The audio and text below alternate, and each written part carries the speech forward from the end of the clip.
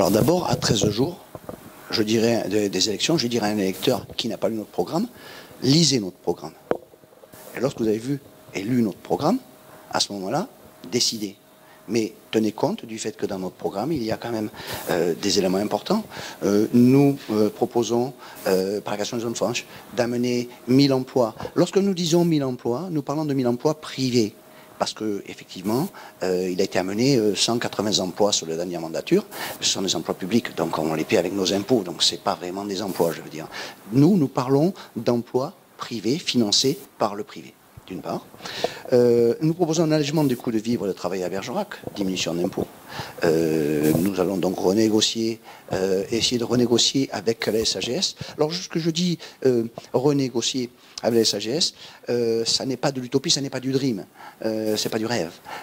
Sachez que vous avez des sociétés comme Veolia qui ont dû renégocier le contrat des eaux de Berlin, ils l'ont perdu parce qu'ils étaient hors carte.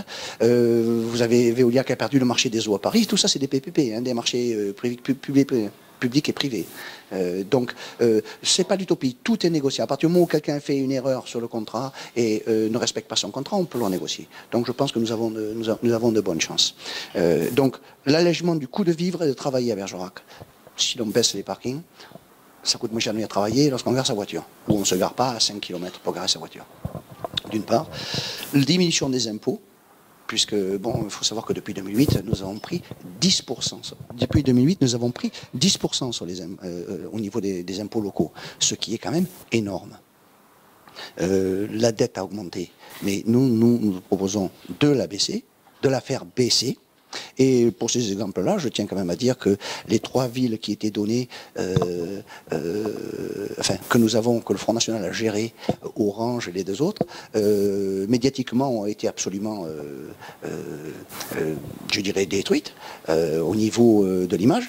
Maintenant, lorsque l'on regarde les figures, et je peux vous les donner, vous verrez que le Front National a fait baisser la dette et a fait baisser les impôts locaux sur ces 3 villes-là, sur la mandature qu'il a opérée.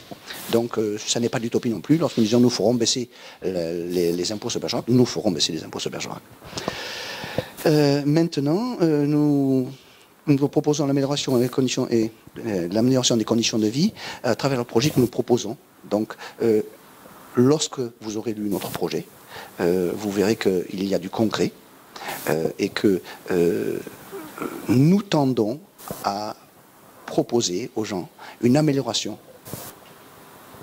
des conditions de vie à Bergerac.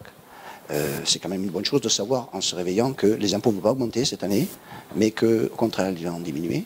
Je pense que c'est une bonne chose de savoir que on va aller travailler sur une zone franche à 2 km au lieu d'aller émarger au Pôle emploi. Nous avons aussi à Bergerac, et c'est important, nous avons un potentiel de main-d'œuvre jeune qualifiée ou prête à se requalifier. Donc, un jeune qui m'entend parler doit se dire « Ah, c'est vrai, les zones franches, ça va peut-être faire du travail. » Parce que je m'adresse aussi bien aux professions libérales, aux petites sociétés, aux artisans ou aux sociétés, mais je m'adresse aussi aux futurs, je dirais, aux futurs travailleurs de ces zones, aux futurs employés de ces zones. Ils sont aussi intéressés. Les jeunes qui veulent créer sont intéressés, mais les gens qui cherchent un emploi sont aussi intéressés.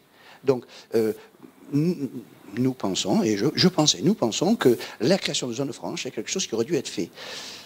Ça peut créer certains problèmes et une certaine tension. Par exemple, comme je vous dis, moi je suis déjà installé, et étant installé, eh bien, je ne peux pas m'installer dans une zone franche, je suis déjà installé.